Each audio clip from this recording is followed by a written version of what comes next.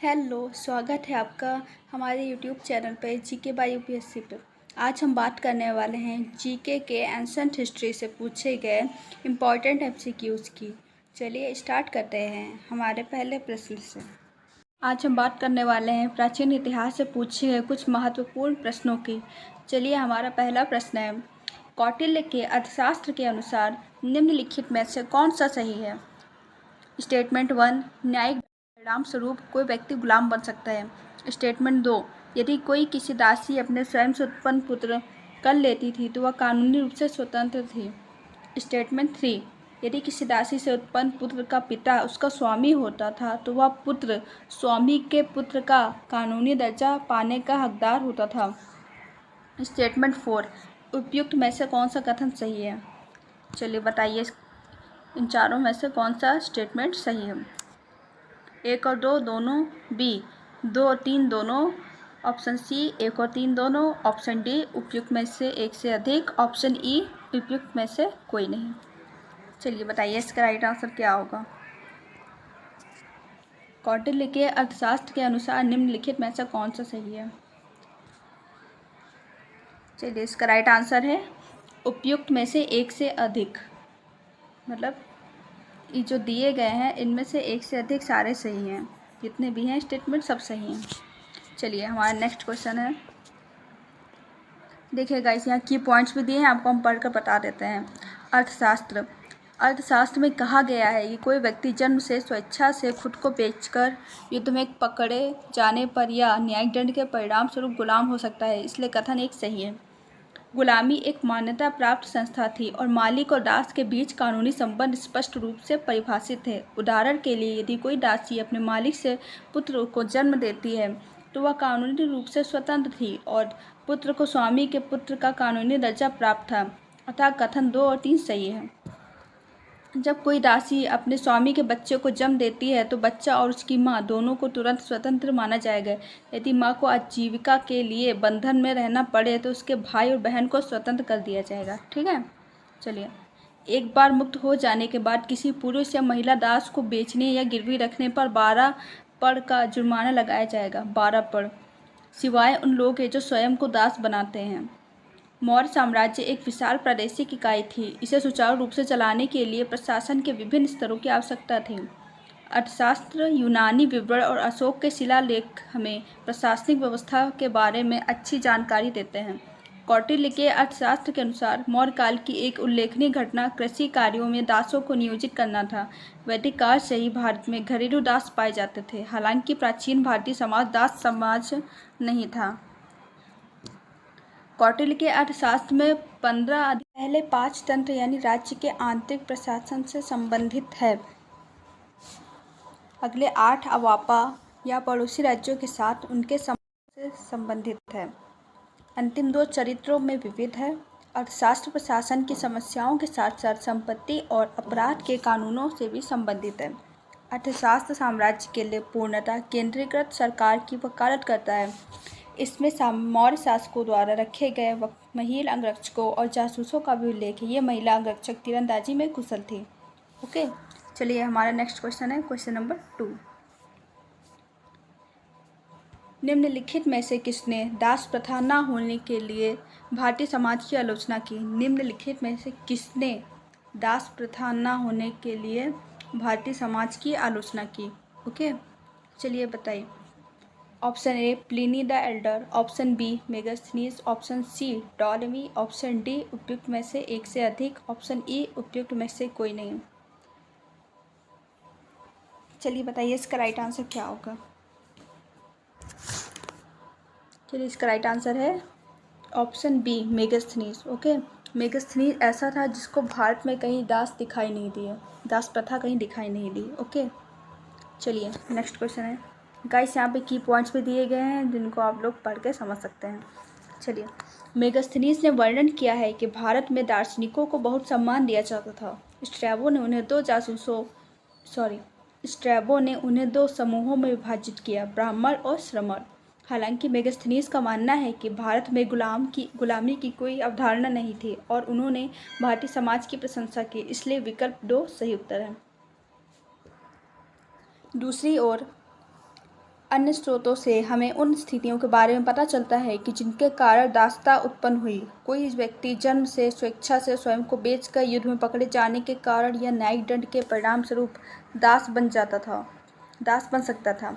हम विष्टि नामक एक कर के बारे में भी जानते हैं जो राज्य को श्रम के रूप में दिया जाता था। कौटिल्य ने विभिन्न प्रकार के दासों का भी वर्णन किया है। श्रम का प्रावधान 10 कर्म करो दासों और भाड़े के श्रमिकों द्वारा किया जाता था। अर्थशास्त्र के अनुसार श्रम की विभिन्न श्रेणियों में मजदूरों, बंधुआ मजदूर और दास श्रम शामिल थे। ओके, चलिए ये देखिए एडिशनल इन्फॉर्मेशन दी है जो आप लोग ये भी पढ़ सकते हैं। मेगास्थनीज मूलतः वर्तमान अफगानिस्तान में कंधार क्षेत्र जो है उसके अराकोसिया के गवर्नर सिबिरियोस के दरबार में सेल्यूकस निकेटर का प्रतिनिधि था। चंद्रगुप्त और सेल्यूकस के बीच संधि तय होने के बाद मेगास्थनीज को सेल्यूकस के दूत के रूप में चंद्रगुप्त के दरबार में भेजा गया। भारत में अपनी यात्राओं और अनुभवों के आधार पर उन्होंने इंडिका नामक एक पुस्तक लिखी। यह पुस्तक खो गई है। इसका जो कुछ बचा है वह बाद के लेखकों डियोडोरस, स्ट्रैबो, एरियन और प्लिनी के उद्धरणों के रूप में है जो हेलेनिस्टिक दुनिया से संबंधित है। मेगास्थनीज के इंडिका में देश का वर्णन किया गया है। जो कुछ भी उसने देखा था, जैसे उसका आकार, नदियाँ, मिट्टी, जलवायु, पौधे, पशु, कृषि, उपज, प्रशासन, समाज और लोक कथाएं। ओके, उपमहाद्वीप के जानवरों ने विशेष रूप से ग्रीक लेखकों और उनके पाठकों को आकर्षित किया और उन्होंने हाथियों, बंदरों और विदेशी जानवरों और घोड़ों तथा हाथियों के प्रशिक्षण जैसी गतिविधियों का विस्तार से वर्णन किया। उन्होंने अपनी भूमि के साथ समानताओं पर भी ध्यान दिया, विशेष रूप से किंवदंतियों और पौराणिक कथाओं के संदर्भ में। ओके, ये मेगास्थनीज के जो उन्होंने देखा था वो सब अपनी पुस्तक में लिखा था। जो भारत के दृश्य उन्होंने देखा था वो सब अपनी पुस्तक में वर्णन है उनकी। चलिए क्वेश्चन नंबर 3 की ओर बढ़ते हैं। हमारा क्वेश्चन नंबर 3 है, लगभग 6ठी शताब्दी ईसा पूर्व से भारत में शहरी केंद्रों के उद्भव के बारे में निम्नलिखित कथनों पर विचार करें। ये सभी महाजनपदों की राजधानियों से दूर विकसित हुए। ये सभी महाजनपदों की राजधानियों से दूर हुए। ओके, प्रमुख शहर संचार मार्गों के किनारे स्थित हैं। स्टेटमेंट 3, इनमें से कई व्यापारिक, सांस्कृतिक और राजनीतिक गतिविधियों के केंद्र थे। उपरोक्त कथनों में से कितने सही हैं?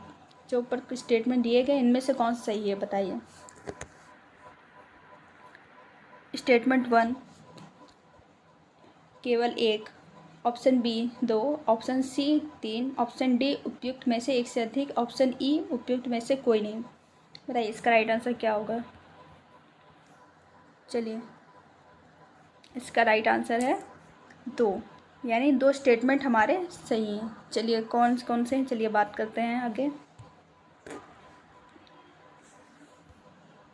भारत में शहरी केंद्रों का उदय लगभग 6ठी शताब्दी ईसा पूर्व में हुआ। कथन 1 सही है। ये सभी महाजनपदों की राजधानियों से दूर विकसित हुए। वास्तविकता में महाजनपदों की राजधानियों के आसपास कई शहरी केंद्र विकसित हुए जो प्रमुख प्रशासनिक और राजनीतिक केंद्र थे।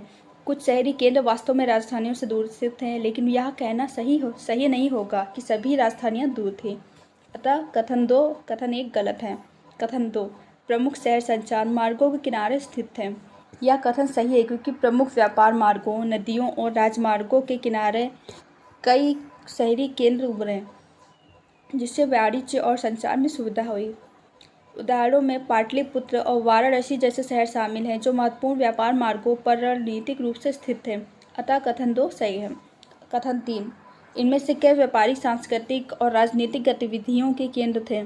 यह भी सही है। इस अवधि में शहरी केंद्र न केवल वाणिज्यिक केंद्र थे बल्कि सांस्कृतिक और राजनीतिक गतिविधियों के भी केंद्र थे। इन शहरों में अक्सर महत्वपूर्ण सांस्कृतिक कार्यक्रम, राजनीतिक सभाएं आयोजित होती थीं तथा ये महत्वपूर्ण शैक्षणिक संस्थानों के केंद्र थे। अतः कथन 3 सही है। देखिए कौन से हमारे 2 स्टेटमेंट सही हैं, स्टेटमेंट 2 और स्टेटमेंट 3। ओके, चलिए हमारा नेक्स्ट क्वेश्चन है। ये देखिए एडिशनल इन्फॉर्मेशन दी है, आप इसको भी पढ़ सकते हैं। महाजनपद महाजनपद शब्द का तात्पर्य उन बड़े राज्यों से है जो प्राचीन भारत में 6वीं शताब्दी ईसा पूर्व के आसपास अस्तित्व में थे। 16 महाजनपद थे जिनका उल्लेख बौद्ध और जैन ग्रंथों में मिलता है। इनमें मगध, कोसल, वत्स और अवंती जैसे राज्य शामिल थे। व्यापार मार्ग। प्राचीन भारत में व्यापार मार्गों का एक व्यापक नेटवर्क था जो माल, लोगों और विचारों के आवागमन को सुगम बनाता था। ये मार्ग भारतीय उपमहाद्वीप को मध्य एशिया, मध्य पूर्व और यहाँ तक कि भूमध्य सागरीय दुनिया से जोड़ते थे। शहरी केंद्र। इस अवधि के दौरान पाटलिपुत्र, वाराणसी और तक्षशिला जैसे शहरी केंद्र प्रमुख थे। ये शहर न केवल राजनीतिक राजधानियाँ थे बल्कि शिक्षा, कला और धर्म के भी महत्वपूर्ण केंद्र थे। व्यावसायिक गतिविधि। शहरी केंद्रों के उदय से वाणिज्यिक गतिविधियों में वृद्धि हुई जिसमें वस्त्र, मसाले और बहुमूल्य पत्थरों जैसे वस्तुओं का व्यापार भी शामिल था। बाजार फलने फूलने लगा जिससे विभिन्न क्षेत्रों के व्यापारी आकर्षित होने लगे। सांस्कृतिक एवं राजनीतिक गतिविधि। शहरी केंद्र सांस्कृतिक गतिविधियों जैसे त्योहारों, धार्मिक समारोहों और कलात्मक प्रदर्शनों के भी केंद्र बिंदु थे। राजनीतिक रूप से शहर अक्सर राज्यों के प्रशासनिक केंद्र के रूप में कार्य करते थे जहां शासक और उनके दरबारी रहते थे। ओके, चलिए हमारा नेक्स्ट क्वेश्चन की ओर बढ़ते हैं। हमारा क्वेश्चन नंबर 4 है। चीनी बौद्ध भिक्षु फाहियान ने 5वीं शताब्दी ईसा पूर्व में भारत की अपनी यात्रा का दस्तावेजीकरण करने में महत्वपूर्ण भूमिका निभाई थी। उनसे जुड़े निम्नलिखित कथनों में से कौन सा सही है?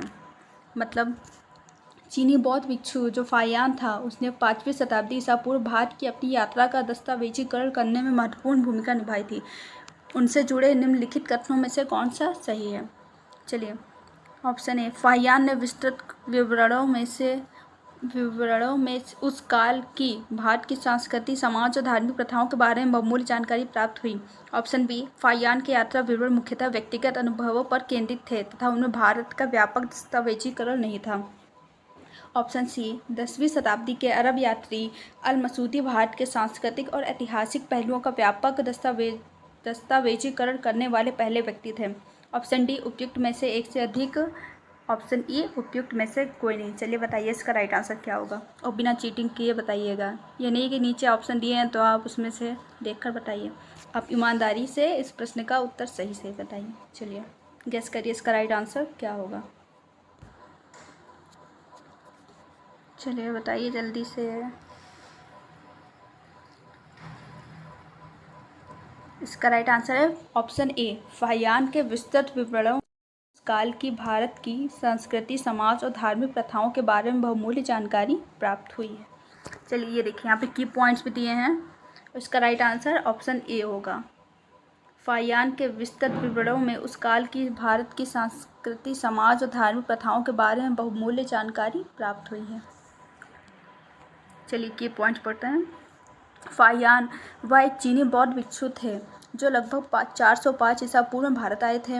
उन्होंने चंद्रगुप्त द्वितीय के शासनकाल में भारत का दौरा किया था। फाहियान ने बुद्ध के जीवन से जुड़े कई शहरों जैसे श्रावस्ती, सारनाथ, बोधगया, वैशाली, राजगीर आदि की यात्रा की। ओके, फाहियान के विवरण से भी पता चलता है कि गुप्त काल में साम्राज्य में शांति और सुरक्षा थी। फाहियान के विस्तृत विवरणों से उस काल के भारत की संस्कृति, समाज और धार्मिक प्रथाओं के बारे में बहुमूल्य जानकारी प्राप्त हुई है। हेनसांग, इन्होंने हर्षवर्धन के शासनकाल के दौरान 630 ईसा पूर्व में भारत का दौरा किया। वह एक चीनी यात्री था। हेनसांग राजा हर्ष द्वारा विद्वत्ता और बौद्ध धर्म दोनों को दिए गए संरक्षण से प्रभावित थे। हर्षवर्धन ने हेनसांग को प्रयाग में कुंभ मेले में आमंत्रित किया। हेनसांग के अनुसार हर्ष के शासनकाल में कराधान का बोझ कम था और आय का प्रमुख सोर्स भूमि राजस्व था। ओके, अल मसूदी वह एक अरब यात्री था। उन्होंने 957 ईसा पूर्व में भारत का दौरा किया। उन्होंने अपने यात्री का विवरण अपनी पुस्तक मूरज उल जहाब में दिया है। इब्न बतूता वह एक मोरक्को यात्री था जो मोहम्मद बिन तुगलक के शासन के दौरान लगभग 1333 ईस्वी में भारत आए थे। उन्होंने रिहला नामक एक पुस्तक लिखी। यह एक यात्रा वृतांत था। रिहला जो इनका था ना, एक यात्रा वृतांत था। ओके, चलिए हमारा नेक्स्ट क्वेश्चन है क्वेश्चन नंबर 5। महाबलीपुरम के 7 रथ मंदिरों का निर्माण किसने किया? मतलब महाबलीपुरम में जो 7 रथ मंदिर है उसका निर्माण किसने कराया? ठीक है, option A Pallava, option B Chola, option C Chalukya, option D उपयुक्त में से एक से अधिक, ऑप्शन ई उपयुक्त में से कोई नहीं। चलिए बताइए इसका राइट आंसर क्या होगा। इसका राइट आंसर है ऑप्शन ए पल्लव। पल्लवों ने महाबलीपुरम के साथ रथ मंदिरों का निर्माण कराया। ओके, चलिए इंपॉर्टेंट पॉइंट्स। पल्लव काल वास्तुशिल्पीय वैभव के लिए जाना जाता है। पल्लव राजाओं ने देवताओं के निवास के लिए 7वीं और 8वीं शताब्दी में अनेक पत्थरों के मंदिरों का निर्माण कराया। पल्लव वास्तुकला को इस प्रकार वर्गीकृत किया जा सकता है: शैलकृत मंदिर, महेंद्र वर्मन शैली, एक एकात्मक रथ और मूर्तिकला मंडप, मामल्लन शैली, संरचनात्मक मंदिर, राजसिंह शैली और नंदी वर्मन शैली। मामल्ल शैली वास्तुकला के सबसे प्रसिद्ध उदाहरणों में से एक महाबलीपुरम के 7 रथ मंदिर हैं। इनका निर्माण पल्लव शासक नरसिंह वर्मन ने 7वीं शताब्दी में करवाया था। महाबलीपुरम शहर अपने शोर मंदिर के लिए भी प्रसिद्ध है। ओके, अतः हम यह निष्कर्ष निकालते हैं कि महाबलीपुरम के 7 रथ मंदिर पल्लवों द्वारा निर्मित किए गए थे। ठीक है, चलिए हमारा क्वेश्चन नंबर 6 है, समुद्रगुप्त का दरबारी कवि कौन था? समुद्रगुप्त का दरबारी कवि कौन था? Option A Banabhatta, option B हरिशेर, option C Chandravardai, option D Bhavabhuti. Guys, ये ऐसे क्वेश्चन हैं जो इम्पॉर्टेंट है और एग्जाम में ज़रूर पूछे जाएंगे और पूछे भी जा चुके हैं। ओके, इतना इजी क्वेश्चन है, ऑप्शन बी हरिशेर। ओके, चलिए देखिए की पॉइंट्स पढ़ते हैं। हरिशेर द्वारा गुप्त सम्राट हरिशेर द्वारा गुप्त सम्राट समुद्रगुप्त के दरबारी कवि थे। इलाहाबाद स्तंभ शिलालेख को प्रयाग प्रशस्ति के नाम से भी जाना जाता है, जिसमें हरिशेर द्वारा रचित 33 पंक्तियां शामिल हैं। प्रयाग प्रशस्ति गुप्त वंश के राजनीतिक इतिहास के बारे में जानने के लिए महत्वपूर्ण अभिलेखीय स्रोतों में से एक है।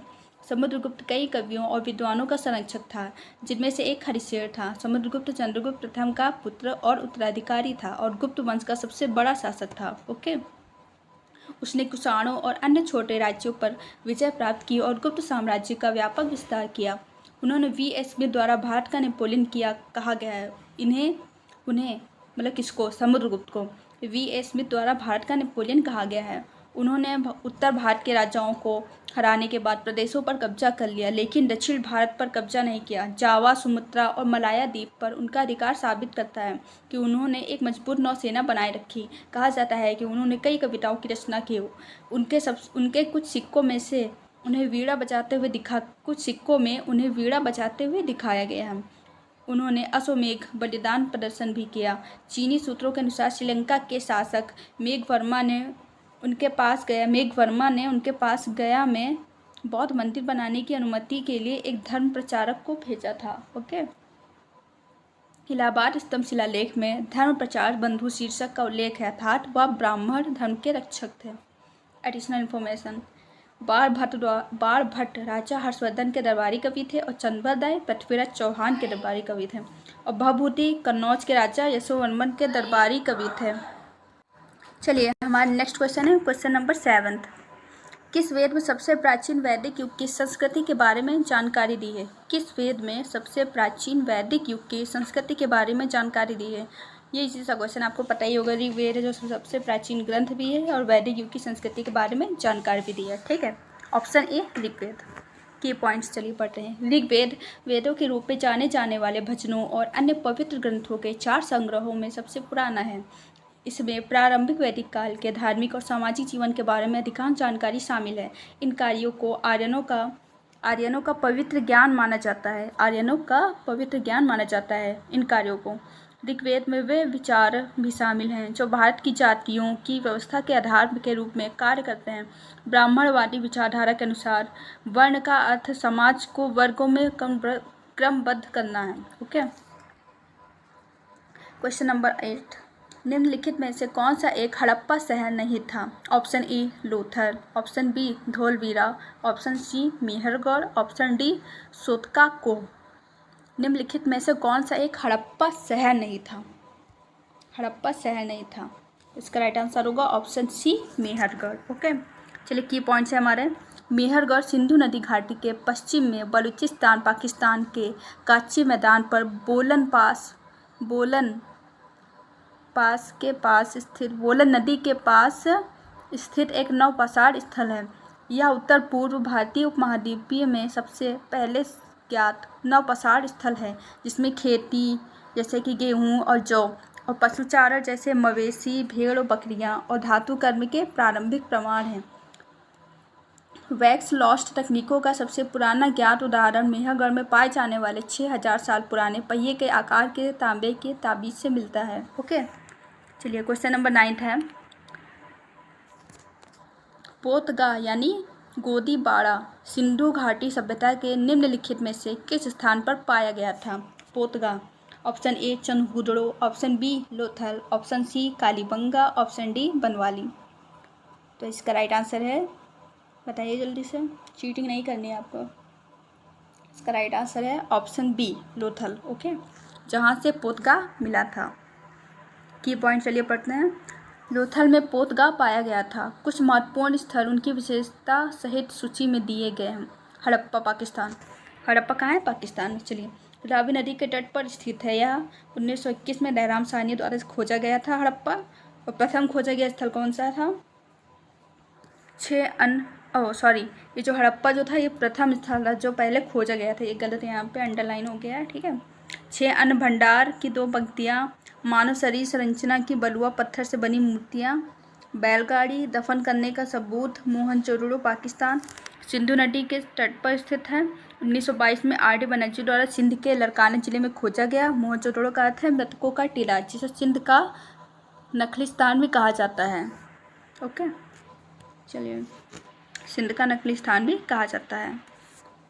ग्रेट बाथ, सबसे बड़ी ईंट का काम, सबसे बड़ा कोठरी, सबसे बड़ी इमारत, प्रभावशाली जल निकासी प्रणाली, एक कांसे की नर्तकी, दाढ़ी वाले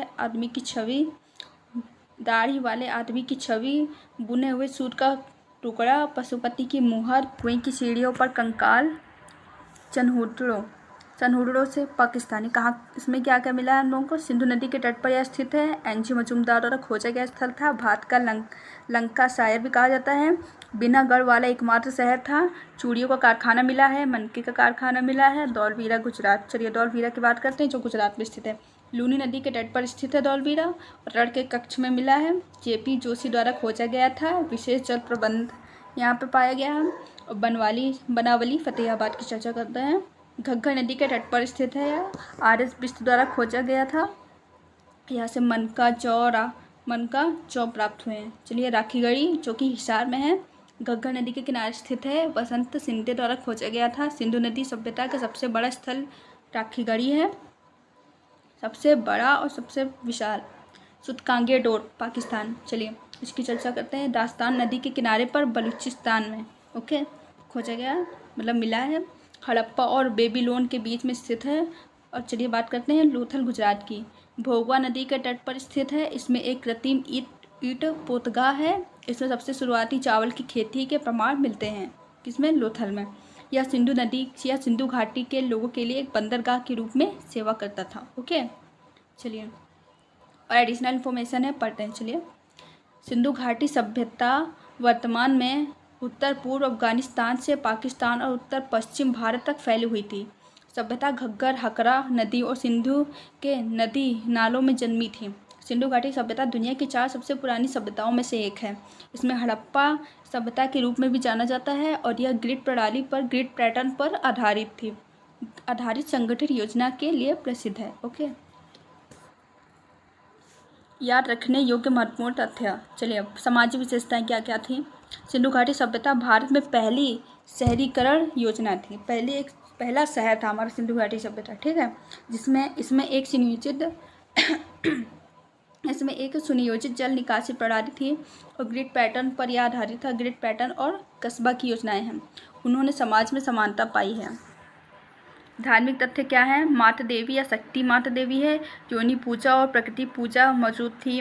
वे पीपल जैसे पेड़ों की पूजा करते थे। उन्होंने हवन कुंड नामक अग्नि पूजा भी की थी। पशुपति महादेव को जानवरों के स्वामी के रूप में जाना जाता है। सिंधु घाटी सभ्यता के लोग यूनिकॉर्न और बैल की तरह पशु पूजा करते थे। आर्थिक तथ्य, सिंधु घाटी सभ्यता कृषि पर आधारित है। इस काल में व्यापार और वाणिज्य का विकास हुआ था। लोथल में एक पोतगाह मिला है। निर्यात और आयात थे। कपास का उत्पादन हो रहा था। सबसे पहले कपास कहाँ पे उत्पादन हुआ था? सिंधु घाटी सभ्यता में। ओके, ये इंपॉर्टेंट क्वेश्चन है। वजन आकार में आमतौर पर घनाकार थे और चूना पत्थर स्टेटाइट आदि से बने थे। चलिए क्वेश्चन नंबर 10 की ओर बढ़ते हैं। हमारा क्वेश्चन नंबर 10 है, जैन धर्म का पहले तीर्थकार कौन थे? जैन धर्म के पहले तीर्थकार कौन थे? Option A Arishtanemi, option B Parshvanath, option C Ajitnath, option D Rishabhdev. वैसे सभी को पता होगा ऑप्शन डी ऋषभदेव जैन के पहले तीर्थकार थे।